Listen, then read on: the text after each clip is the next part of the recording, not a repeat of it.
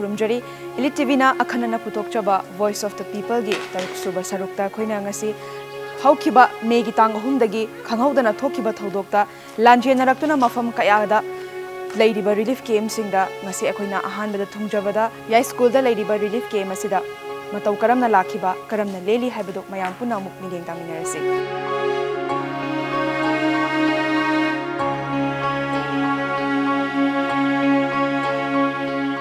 अखोई हजी सी मफम से हुमद्रागा हुमदोई ले मतमना यारक्तबनिना अदुम अवा अना ताबा सिदि फिक्स तौबदि यादबनिना अखोइना मी से अदुम लाकबु लादि खरा को अखोइना ngamgadoba management टीमना तानारगा अखोइना मी से हुमद्रा हुमदोई दि हजी सुजरे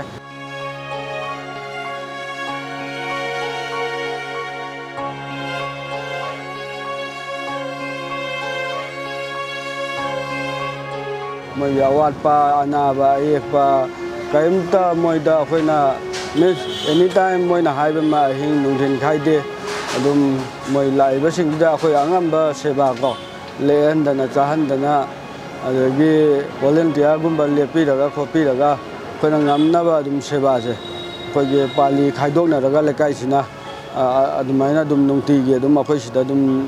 चलाइजरी अखोइगे एमएलए गी थ्रूदगीसु लापदे अदगी अदुम लकाइगी लेपकदो खदी अदुम लोइ लाए अदुगा पर्सनल ओइना डीसी गुम्बगी खरा लापसु यावे सिदा वाना तारिबा अदगी सिदगी लैरगा ngammaga mafa atopa jaga da so akhoi na so dum thinba so dum chajaba sigi so dum manage tawjaba akhoi tawjari se ga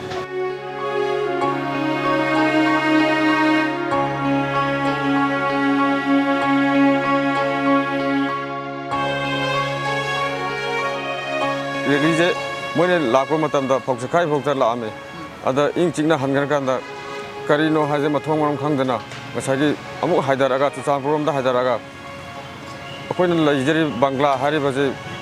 तुचांपुरगा अखोइगा तुचांपुर यौगदा kilometre 8 वाली अदुगा बिशेनपुर डिस्ट्रिक्ट की फागे अरोइबा तुचांपुरगा हेक थंगाइनाबा लोंदानबदा लैबा कनोने अदुदैदा इखंग खंगौदना अखोइजे मोइना इरांग थलको जुम मै थाबा खोपा हाना तरखि अदैदा इखंग खंगौदा फागदरा इचम चमना खनगदरा हाइबगी कनोदा कोइजे इचम चमना लैरामि थखरा थाइदोगा फागदरा हारपदगी अदगी जुम मै थाबा खोपजे मोइना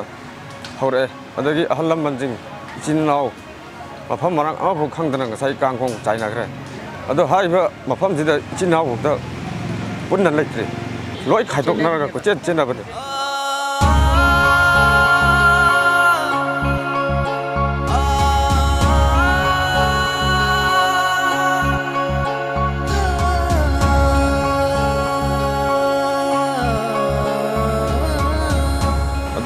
इचिनाव मोरांगदा लेहौरी अदगी इयाम्बा अमना मोरांग खुनांगदा लेहौरी अइगी बाबाना कोक्तादा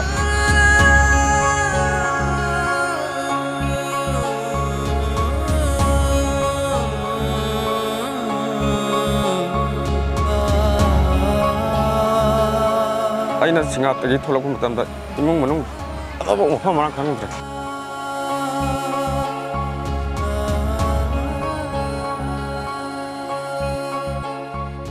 पाना होना Jarba ngasi lau sing lau ingol adi khudak ta pakapa ngamdam tap tap na hona jaraga lakchaba adom akoi gi ju mafam thabam lai akoi ning tamna laijaba mafam da akoi na changaga heta laiba heta ya pote masagi khulai phaba mayam da akoi gi khulai pha da akoi ga lan thengna matam da moi de khulai pha ba ngaktani na utu wato longmai jotek thangdek loi par ga lakpani na akoi di mising yam jadaba Chama यांखै खतंगा ताजाबा खुन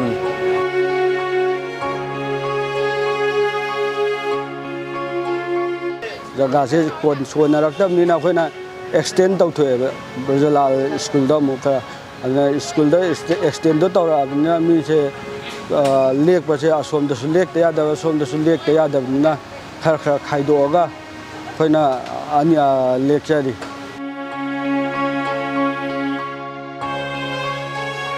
अना हजिक लेजरीबा मफम असी Brajlal institute of sciences तनी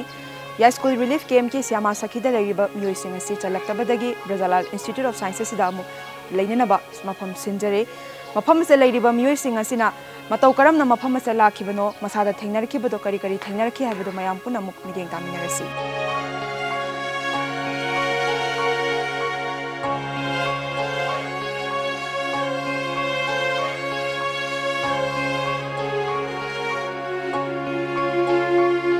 ꯑꯩꯈꯣꯏꯁꯦ ꯇꯥꯡ 3ꯗꯩꯗꯤ ꯑꯉꯥꯡ ꯅꯨꯕꯤ ꯏꯔꯥꯡ ꯇꯧꯔꯛꯇꯅ ꯂꯣꯏ ꯊꯥꯒꯠꯈ꯭ꯔꯦ ꯃꯊꯛ ꯋꯥꯏꯗ ꯋꯥꯡꯖꯤꯡꯗ ꯊꯥꯒꯠꯈ꯭ꯔꯦ ꯑꯩꯈꯣꯏꯅ ꯑꯗꯨꯝ ꯂꯩꯍꯧꯔꯦ ꯑꯗꯨ ꯇꯥꯡ 19ꯒꯤ ꯑꯍꯤꯡ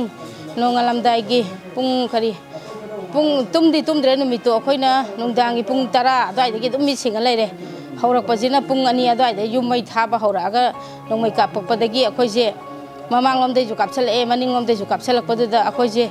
ꯌꯨꯝ ꯑꯃꯗ ꯄꯨꯂꯞ ꯂꯩ ꯑꯩꯈꯣꯏ ꯂꯩꯀꯥꯏꯒꯤ ꯑꯗꯨꯗꯒꯤꯗꯤ ꯃꯩ ꯊꯥꯕꯁꯦ ꯁꯨꯝ ꯅꯛꯁꯜꯂꯛꯄꯗꯩꯗꯤ ꯆꯦꯜꯂꯛꯑꯦ ꯑꯩꯈꯣꯏ ꯑꯍꯤꯡꯗꯨꯗ ꯂꯣꯏꯅ ꯑꯗꯨꯒ ꯑꯩꯈꯣꯏ ꯁꯦꯔꯧꯒꯤ ꯃꯟꯇ꯭ꯔꯤꯒꯤ ꯌꯨꯝꯗ ꯆꯦꯜꯂꯛꯑꯒ ꯂꯩꯔꯦ ꯂꯩꯕꯗꯨꯗꯒꯤꯗꯤ ꯑꯩꯈꯣꯏꯁꯦ ꯎꯅ ꯂꯣꯏꯅ ꯔꯥꯎꯟꯁꯦ ꯊꯥꯖꯤꯜꯂꯛꯑꯦ ꯃꯩ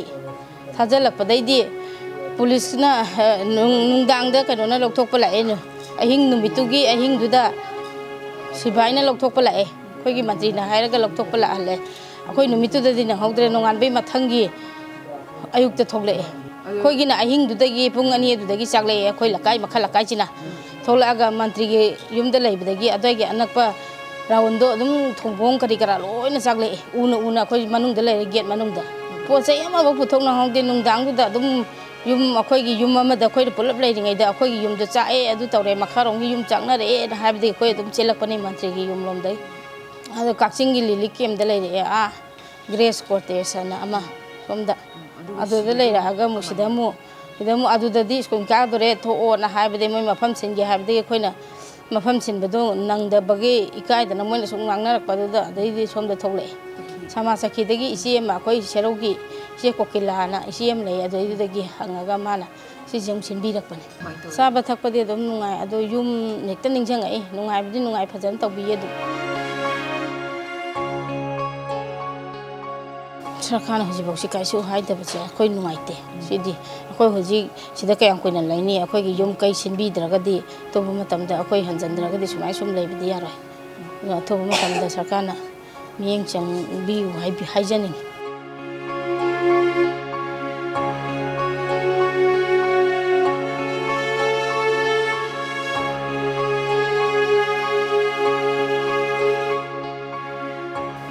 ꯑꯍꯥꯟ ꯅꯪꯒꯤ ꯃꯤꯡꯒ ꯂꯩꯐꯝꯒ ꯍꯥꯟꯅ ꯍꯥꯏ ꯑꯩ ꯅꯤꯡꯊꯧꯖꯝ ꯕꯦꯝꯃ ꯂꯩꯐꯝꯅ ꯆꯨꯔꯆꯥꯟꯄꯨꯔ ꯊꯦꯡꯒ꯭ꯔꯥ ꯂꯩꯔꯛ ꯑꯗꯣ ꯕꯦꯝꯃꯁꯦ ꯁꯤꯒꯤ ꯃꯐꯝꯁꯤꯗ ꯀꯌꯥꯝ ꯀꯨꯏꯔꯒꯦ ꯂꯩꯔꯛꯄ ꯁꯤꯗ ꯂꯩꯔꯛꯄ ꯊꯥꯗꯤ ꯐꯥꯗꯣꯔꯦ ꯑꯍꯥꯟꯕꯗ ꯀꯔꯝꯕ ꯔꯤꯂꯤꯐ ꯀꯦꯝꯞ ꯑꯍꯥꯟꯕꯗꯗꯤ ꯔꯤꯂꯤꯐ ꯀꯦꯝꯞꯇ ꯂꯩꯔꯛꯇꯦꯕ ꯆꯨꯔꯆꯥꯟꯄꯨꯔꯒꯤ ꯁꯉꯥꯏ ꯀꯦꯝꯞ ꯑꯃꯗ ꯂꯩꯔꯦꯕ ꯃꯣꯏꯅ ꯊꯤꯟꯗꯣꯔꯛꯄꯅꯦꯕ ꯑꯩꯁꯦ ꯀꯃꯥꯏꯅ ꯇꯧꯔꯒ ꯂꯥꯛꯈꯤꯕꯅꯣ ꯀꯔꯤ ꯄꯨꯔꯛꯀꯦ ꯑꯩꯈꯣꯏꯁꯦ ꯆꯥꯛ ꯆꯥꯒꯦ ꯇꯧꯔꯤꯉꯩꯗ ꯅꯣꯡꯃꯩ ꯀꯥꯞꯁꯜꯂꯛꯄꯅꯦꯕ ꯑꯗꯨꯗꯒꯤ ꯁꯨꯝ ꯊꯣꯛꯂꯛꯄꯗ ꯑꯩꯈꯣই ꯌꯨꯝꯊꯪꯅꯕꯁꯤꯡꯗꯣ ꯃꯩ ꯂꯣꯏꯅ ꯊꯥꯕ ꯍꯧꯔꯛꯄ ꯑꯗꯨꯗꯒꯤ ꯇꯥꯡꯁꯦ 3ꯗꯒꯤꯅꯦ ꯇꯥꯡ 3ꯒꯤ ꯅꯨꯃꯤꯗꯥꯡ ꯄꯨꯡ 8ꯇꯩ ꯊꯥꯕ ꯍꯧꯔꯛꯄꯅꯦꯕ ꯑꯗꯨ ꯊꯥꯕ ꯍꯧꯔꯛꯄꯁꯦ ꯑꯩꯈꯣꯏ ꯍꯦꯛ ꯊꯪꯅꯕ ꯌꯨꯝꯗ ꯍꯥꯟꯅ ꯊꯥꯔꯛꯑꯦꯕ ꯑꯗꯨ ꯃꯣꯏꯅ ꯊꯥꯕꯁꯦ ꯄꯨꯔꯥ ꯃꯩ ꯑꯣꯏꯅ ꯊꯥꯗꯦꯕ ꯑꯩꯈꯣꯏ ꯕꯣꯝ ꯂꯪꯖꯜꯂ ꯊꯥꯔꯛꯑꯦꯕ ꯑꯗꯨ ꯊꯥꯔꯛꯄꯗꯣ ꯑꯗꯨꯗ ꯑꯗꯨꯝ ꯆꯥꯛ ꯆꯥꯒꯦ ꯇꯧꯔꯛꯄꯗꯣ ꯑꯗꯨꯝ ꯆꯥꯛꯇꯣ ꯆꯥꯗꯅ ꯑꯗꯨꯝ ꯑꯩꯈꯣꯏꯁꯦ ꯃꯃꯥꯡ ꯊꯣꯛꯄꯁꯨ ꯅꯣꯡꯃꯩ ꯑꯗꯨꯝ ꯀꯥꯞꯁꯜꯂꯛꯑꯕꯅꯤꯅ ꯊꯣꯛꯐꯝ ꯂꯩꯇꯗꯅ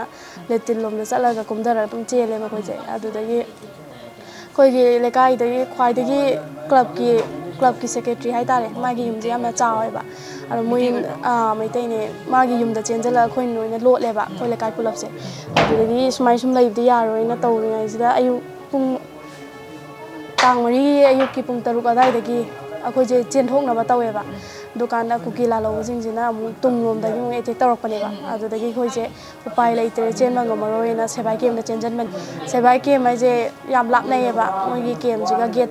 ꯒꯦꯠꯇꯤ ꯌꯧꯔꯕ ꯒꯦꯠ ꯌꯧꯕꯁꯦ ꯑꯁꯣꯟꯕ ꯌꯥꯝ ꯌꯥꯎꯋꯦꯕ ꯍꯥꯏꯗꯤ ꯀꯣꯃꯥꯗ ꯂꯩꯕ ꯍꯅꯨꯕ ꯑꯃꯁꯨ ꯌꯥꯎꯋꯦ ꯑꯗꯨꯁꯨ ꯑꯗꯨꯝ ꯁꯤꯔꯦ ꯅꯪꯗ꯭ꯔꯦꯕ ꯃꯥꯁꯦ ꯑꯩꯈꯣꯏꯁꯨ ꯆꯦꯜꯂꯛꯄꯗ ꯏꯆꯤꯟ ꯏꯅꯥꯎꯁꯦ ꯂꯣꯏ ꯆꯈꯥꯏꯌꯦꯕ ꯀꯅꯥꯅ ꯀꯥꯏꯗ ꯂꯩꯔꯤꯅꯣ ꯕꯕꯥꯗꯤ ꯂꯩꯈꯤꯗ꯭ꯔꯦ ꯑꯗꯨ ꯃꯃꯥꯒ ꯑꯩꯒꯗꯤ ꯄꯨꯜꯂꯕ ꯑꯗꯨ ꯏꯌꯥꯝꯕ ꯏꯅꯥꯎꯄꯥꯁꯤꯡꯗꯣ ꯂꯣꯏꯅ ꯆꯈꯥꯏꯈ꯭ꯔꯕ ꯄꯣꯛꯃꯤꯟꯅꯕ ꯑꯩꯈꯣꯏ 8 ꯆꯦꯜꯂꯛꯄꯅꯦꯕ ꯑꯗꯣ ꯃꯣꯏ ꯑꯇꯩꯗꯤ ꯀꯗꯣꯝ ꯂꯩꯕꯅꯣ ꯈꯪꯗ꯭ꯔꯕ ꯄꯥꯎꯗꯤ ꯐꯥꯎꯅꯕ ꯐꯪꯗ꯭ꯔꯕ ꯄꯥꯎ ꯐꯥꯎꯅꯗꯦꯕ ꯑꯗꯨ ꯁꯦꯕꯥꯏꯗ ꯁꯨꯝ ꯍꯪꯕꯗꯣ 4Gꯗ ꯁꯨꯝ ꯍꯪꯕꯗꯒꯤ ꯊꯤꯒꯠꯅꯔꯛꯄꯗꯒꯤ ꯑꯩꯈꯣꯏ ꯐꯪꯉꯦ ꯃꯣꯏꯅ ꯑꯃꯨꯛ ꯃꯊꯛꯇ ꯑꯣꯏꯔꯝꯕ ꯑꯩꯈꯣꯏꯅ ꯃꯈꯥꯗ ꯆꯦꯟꯁꯤꯟꯕ ꯑꯣꯏ ꯂꯩꯔꯝꯃꯕ ꯑꯗꯣ ꯃꯣꯏꯁꯦ ꯈꯪꯗꯦ ꯃꯤꯅꯗꯤ CRPꯁꯦ ꯐꯠꯇꯦ ꯐꯠꯇꯦꯗꯤ ꯍꯥꯏꯕ ꯑꯗꯨꯗ ꯇꯥꯔꯤꯕꯁꯤꯡꯗꯨꯗꯤ ꯀꯩ ꯍꯥꯏꯇꯥꯔꯦ ꯑꯗꯨꯝ ꯃꯕꯨꯛ ꯐꯩꯌꯦꯕ ꯍꯥꯏꯗꯤ ꯑꯩꯈꯣꯏ ꯑꯗꯨꯛ ꯌꯥꯝꯕ ꯃꯤ ꯃꯌꯥꯝꯗꯣ ꯃꯣꯏꯅ ꯉꯝꯅꯕ ꯄꯤꯖꯔꯛꯑꯦꯕ ꯑꯗꯨꯗꯩ ꯏꯁꯤꯡ ꯐꯪꯉꯛꯇꯦ ꯏꯁꯤꯡ ꯊꯤꯜꯂꯣ ꯍꯥꯏꯕ ꯌꯥꯗꯦ ꯏꯁꯤꯡꯗꯨ ꯑꯅꯝꯕꯅ ꯀꯨꯀꯤꯅ ꯁꯄ꯭ꯂꯥꯏ ꯇꯧꯋꯦꯕ ꯏꯁꯤꯡꯁꯦ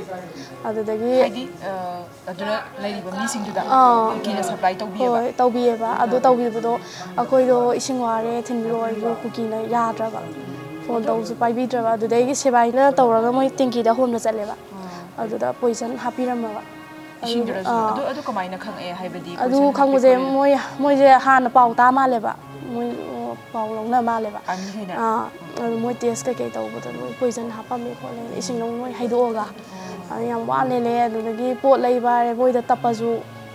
ꯊꯤꯜꯂꯛꯏꯕ ꯃꯤꯗꯨꯅ ꯃꯃꯜ ꯍꯦꯟꯒꯠꯅꯀꯣ ꯑꯩꯈꯣꯏꯒꯤ ꯆꯥꯅꯕꯗ ꯍꯥꯏꯔꯣ ꯑꯉꯥꯡ ꯌꯥꯎꯔꯤꯕꯅꯤ나 ꯑꯉꯥꯡ ꯗꯥꯏꯄꯔꯗꯨꯗ ꯌꯥꯝ ꯇꯥꯡꯉꯦꯕ ꯑꯗꯨꯅ ꯈꯪꯗꯦ ꯌꯥꯝ ꯋꯥꯅ ꯂꯥꯛꯑꯦ ꯏꯁꯥꯒꯤ ꯌꯨꯝꯗꯤ ꯆꯥꯛꯄꯗꯤ ꯌꯥꯎꯍꯧꯕ ꯏꯁꯥꯒꯤ ꯌꯨꯝꯁꯦ ꯃꯤꯒꯤꯗꯣ ꯂꯣꯏꯔꯒ ꯑꯩꯈꯣꯏꯒꯤ ꯍꯥꯟꯅ ꯆꯥꯛꯄꯅꯦ ꯑꯅꯤꯁꯨꯕꯗ ꯑꯩꯈꯣꯏꯒꯤꯅꯦꯕ ꯇꯨꯝꯃꯤꯁꯦ ꯑꯗꯨ ꯑꯩꯈꯣꯏꯅ ꯈꯟꯕꯅ ꯇꯣꯔꯕꯨꯡꯗ ꯏꯔꯥꯡ ꯍꯧꯔꯦꯅ ꯑꯩꯈꯣꯏꯗꯤ ꯆꯨꯝꯅ ꯏꯔꯥꯡ ꯍꯧꯕꯣꯏꯅꯤꯡꯉꯤ ꯌꯧꯔꯛꯇꯧ ꯃꯥꯟꯗꯕ ꯑꯗ ꯆꯥꯛ ꯆꯥꯒꯦꯅ ꯐꯝꯊꯕꯒ ꯑꯗꯨꯝ ꯍꯧꯔꯛꯄꯗ ꯑꯉꯥꯡꯁꯤꯡꯅ ꯄꯣꯠꯁꯜꯂꯒ ꯑꯗꯨꯝ ꯂꯥꯛꯑꯦ ꯑꯉꯥꯡꯁꯨ ꯄꯤꯛ ꯉꯥꯛꯇꯅꯦꯕ ꯑꯉꯥꯡ ꯍꯥꯏꯗꯤ ꯏꯆꯤꯟ ꯏꯅꯥꯎ ꯄꯣꯛꯃꯤꯟꯅꯕ ꯑꯣꯏꯗꯣꯏꯔꯥ ꯅꯠꯇꯦ ꯏꯌꯥꯝꯕꯩ ꯃꯆꯥ ꯑꯃꯁꯨ ꯂꯩꯌꯦ ꯏꯆꯦ ꯃꯆꯥ ꯑꯃꯁꯨ ꯂꯩꯌꯦꯕ ꯏꯌꯥꯝꯕꯩ ꯃꯆꯥꯅ ꯆꯍꯤ 3 ꯃꯈꯥꯏ ꯑꯗꯣ ꯃꯥ ꯏꯌꯥꯝꯕꯁꯤꯡꯁꯤꯁꯨ ꯊꯕꯛ ꯂꯣꯏ ꯆꯠꯊꯣꯛꯅꯈꯤꯕ ꯑꯣꯏꯕ ꯑꯗꯨꯅ ꯑꯩꯈꯣꯏ ꯄꯨꯂꯞ ꯆꯦꯜꯂꯛꯄꯁꯨ ꯅꯪꯍꯧꯗ꯭ꯔꯕ ꯑꯉꯥꯡꯁꯤꯡꯗꯣ ꯄꯨꯝꯃꯒ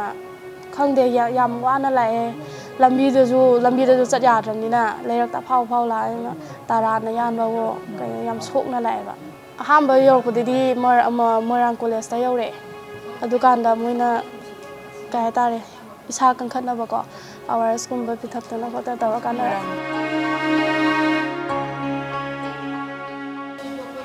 ꯑꯗꯣ ꯈꯪꯗꯦ ꯂꯥꯏꯔꯤꯛꯇꯤ ꯌꯥꯝ ꯇꯝꯅꯤꯡꯉꯦ ꯇꯝꯗꯦꯅꯁꯨ ꯍꯥꯏꯕꯗꯤ ꯌꯥꯗꯦ ꯑꯗꯨꯝ ꯑꯗꯨꯗꯒꯤ ꯔꯤꯂꯤꯐ ꯀꯦꯝꯞꯒꯤꯗꯤ ꯌꯥꯝꯅ ꯊꯥꯒꯠꯅꯤꯡꯉꯦ ꯁꯤꯒꯤꯗꯤ ꯃꯣꯏꯔꯥꯡꯈꯣꯝꯒꯤꯁꯤꯗꯤ ꯍꯥꯏꯗꯤ ꯑꯩꯈꯣꯏꯅ ꯂꯥꯏꯔꯤꯛ ꯇꯝꯅꯤꯡꯉꯦ ꯑꯩꯈꯣꯏ ꯂꯥꯏꯔꯤꯛ ꯄꯥꯅꯤꯡꯉꯦ ꯍꯥꯏꯕꯗ ꯂꯣꯏꯅ ꯁꯨꯅ ꯂꯥꯏꯔꯤꯛꯇꯨ ꯌꯦꯟꯕꯤ ꯑꯗꯨꯗꯒꯤ ꯆꯥꯕ ꯊꯛꯄ ꯍꯥꯏꯔ ꯃꯣꯏꯅ ꯌꯥꯝ ꯀꯦꯌꯔ ꯂꯧꯕꯤ ꯑꯗꯨꯗꯒꯤ ꯀꯩꯅꯣꯝꯃ ꯏꯁꯥ ꯅꯨꯡꯉꯥꯏꯇꯔꯦ ꯍꯥꯏꯕꯗ ꯑꯗꯨꯝ ꯃꯣꯏꯅ ꯑꯍꯤꯡꯗꯅꯤ ꯈꯪꯗꯦ ꯑꯌꯨꯛꯇꯅꯤ ꯈꯪꯗꯦ ꯑꯗꯨꯝ ꯆꯦꯜꯂꯛꯑꯒ ꯌꯦꯡꯕꯤ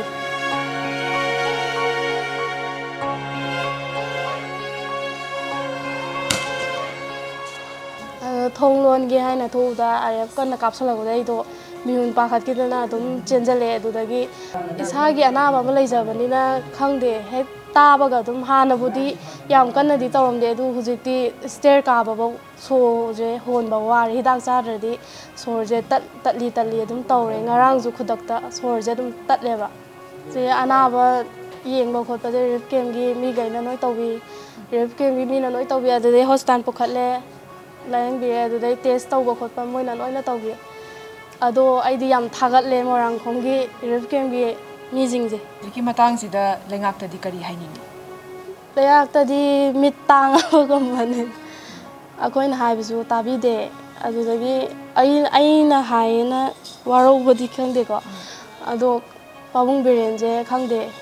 ꯃꯅꯥ ꯄꯪꯉꯕ ꯈꯪꯗꯦ ꯑꯩꯈꯣꯏꯒꯤ ꯍꯧꯖꯤꯛꯀꯤ ꯑꯣꯏꯔꯤꯕ ꯀꯥꯡꯂꯨꯞꯀꯤ ꯏꯔꯥꯡꯁꯦ ꯁꯤꯗꯩꯁꯤꯗ ꯑꯩꯈꯣꯏꯒꯤ ꯀꯥꯡꯂꯨꯞ ꯑꯅꯤꯁꯦ ꯏꯔꯥꯡ ꯊꯣꯛꯅꯔꯛꯄꯗꯒꯤ ꯑꯩꯈꯣꯏ ꯂꯩꯕ ꯀꯤꯗꯅ ꯑꯗꯨꯝ ꯆꯦꯜꯂꯛꯄꯅꯦꯕ ꯑꯩꯈꯣꯏꯒꯤꯗꯤ ꯑꯩꯈꯣꯏꯒꯤ ꯀꯨꯀꯤꯒꯤ ꯈꯨꯟꯁꯤꯒꯁꯨ ꯌꯥꯝ ꯅꯛꯅꯕ ꯑꯣꯏꯕ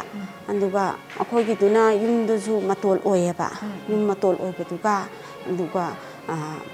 ꯉꯁꯥꯏꯒꯤ ꯍꯦꯛ ꯃꯇꯣꯜ ꯑꯣꯏꯕꯅꯤꯅ ꯃꯣꯏꯒꯁꯨ ꯌꯥꯝ ꯅꯛꯅꯕ ꯑꯦꯔꯤꯌꯥ ꯑꯣꯏꯕ ꯑꯩꯈꯣꯏ ꯌꯨꯝ ꯀꯩ ꯆꯥꯛꯄ ꯈꯣꯠꯄꯗꯤ ꯀꯩꯝꯇ ꯂꯩꯇꯦꯕ ꯂꯩꯇ꯭ꯔꯒꯁꯨ ꯉꯁꯥꯏꯒꯤ ꯍꯦꯛ ꯃꯣꯏꯒ ꯅꯛꯅꯅ ꯂꯩꯕꯅꯤꯅ ꯑꯩꯈꯣꯏꯁꯦ ꯂꯩꯐꯝ ꯆꯥꯐꯝ ꯈꯪꯗꯕꯗꯒꯤ ꯀꯤꯗꯅ ꯁꯤꯗ ꯆꯦꯟꯊꯔꯛꯄꯅꯤ ꯁꯨꯒꯨꯅꯨꯗꯒꯤ ꯁꯦꯔꯧꯗꯒꯤ ꯑꯗꯒꯤ ꯃꯐꯝ ꯏꯔꯥꯡ ꯊꯣꯛꯈꯤꯕ ꯃꯐꯝꯁꯤꯡꯁꯦ ꯑꯅꯝꯕꯅ ꯂꯣꯏꯅ ꯂꯥꯛꯑꯒꯗꯤ ꯂꯩꯃꯤꯟꯅꯩꯌꯦꯕꯀꯣ ꯑꯗꯣ ꯂꯩꯃꯤꯟꯅꯔꯒꯁꯨ ꯑꯩꯈꯣꯏ ꯌꯥꯝ ꯅꯨꯡꯁꯤ ꯆꯥꯟꯅꯅꯗꯤ ꯂꯩꯃꯤꯟꯅꯩ ꯑꯔꯩ ꯂꯩꯇ ꯍꯪꯗꯣꯛ ꯍꯪꯖꯤꯟ ꯇꯧꯔꯒꯁꯨ ꯂꯩꯃꯤꯟꯅꯩ ꯑꯗꯨꯒ ꯁꯤꯗ ꯂꯩꯔꯤꯕ ꯚꯣꯂꯨꯟꯇꯤꯌꯥꯔ ꯃꯌꯥꯝꯁꯦ ꯁꯤꯁꯤꯅꯁꯨ ꯌꯥꯝ ꯐꯖꯅ ꯋꯦꯜꯀꯝ ꯇꯧꯕꯤꯌꯦ ꯑꯗꯨꯒ ꯑꯩꯈꯣꯏꯕꯨꯁꯨ ꯃꯃꯥꯗ ꯃꯃꯥ ꯃꯆꯥꯗ ꯃꯆꯥ ꯑꯗꯒꯤ ꯃꯆꯟꯗ ꯃꯆꯟꯗꯧꯅ ꯂꯩꯔꯤꯕ ꯃꯌꯥꯝꯁꯦ ꯌꯥꯝꯅ ꯅꯨꯡꯁꯤꯅꯁꯨ ꯇꯧꯕꯤꯌꯦ ꯃꯣꯏꯅ ꯑꯋꯥ ꯑꯅꯥꯗꯤ ꯌꯥꯎꯋꯦ ꯌꯥꯎꯗꯦ ꯍꯥꯏꯕ ꯅꯠꯇꯦ ꯑꯗꯣ ꯌꯥꯎꯔꯒꯁꯨ ꯑꯗꯣ ꯃꯣꯏ ꯃꯁꯥꯕꯨ ꯍꯥꯟꯅ ꯑꯩꯈꯣꯏꯒꯤ ꯋꯥꯅ ꯂꯥꯛꯄꯅꯤ ꯈꯣꯠꯄꯅꯤ ꯃꯊ꯭ꯋꯥꯏꯁꯨ ꯅꯨꯡꯉꯥꯏꯔꯝꯃꯣꯏ ꯈꯣꯠꯂꯝꯃꯣꯏꯅ ꯑꯩꯈꯣꯏꯅ ꯃꯣꯏꯗ ꯈꯤꯇꯪ ꯍꯦꯛ ꯍꯪꯕ ꯃꯣꯏꯅ ꯍꯦꯛ ꯍꯥꯏꯕꯒ ꯑꯩꯈꯣই ꯉꯝꯅꯕ ꯑꯗꯨꯝ ꯂꯣꯏꯅꯃꯛ ꯇꯧꯖꯩ ꯑꯋꯥꯠꯄ ꯀꯔꯤꯝꯇ ꯑꯩꯈꯣꯏꯅꯗꯤ ꯋꯥꯠꯂꯦꯅꯗꯤ ꯈꯟꯖꯗꯦ ꯑꯗꯣ adum lairiba volunteer da so adum loinamak na mateng pangnai ade inmate myam da so adum hangbiyo moina kainom haibada khoina yada basu yaude thengda basu ga su yauram moi aigadi isagi akhoi government gi ngai da tawba thabak na tamnina ko khogi isagi kaino na tawjapnina apang bane adigi isagi na tawjapnina akhoina adum loinamak manage tawjari si ai bu he pok pa imane bako ai gi imase ahing se tum bache ma phok phok hogala chele ma si khate angang chele hebedi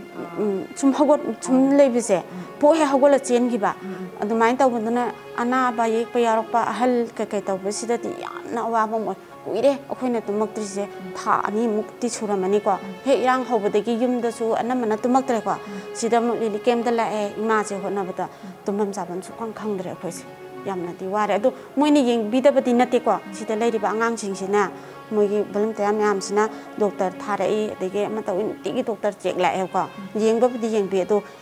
ahan jina wa khan ta ba do khitang wat panina akhoina khitang waja ba hai tare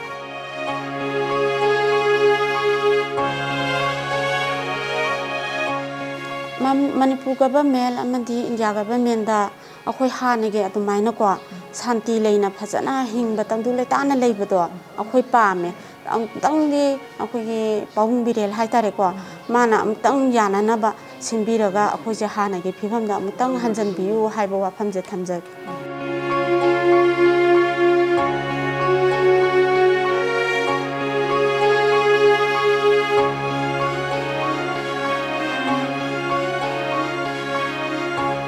Hogi tahum dagi thoi ba thagdosi dagi hoje lam dagi lanjang tu lari ba mayam si akoina awana thi da bida moi gi dam ta akoina ngakpi sembiduna akoi lai matung nu tau hini ira ati akoi lepa lai tibo akoi balante akoina ngak sengani ha bi Manipur imagi leng da sakini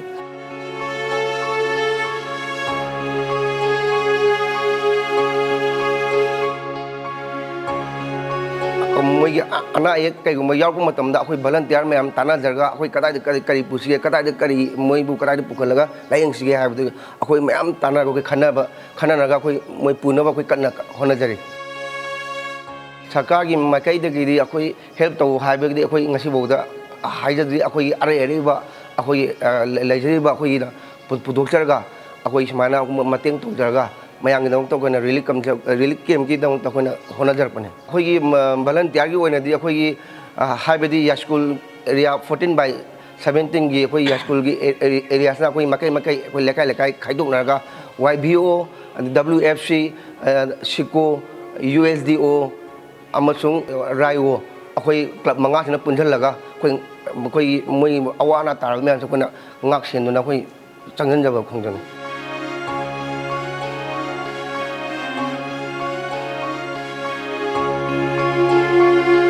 khoi relief kem gi khoi makai dagi khoi ya school gi makai dagi awana tar me am su senbe khoi sida lakbiu khoi mayam angam mating pangjage khoi angam thongna utladuna somsong gi lanjenan gi mayam da khoi na awa mating pangjage haiba sa wakhalon je khoi thamjari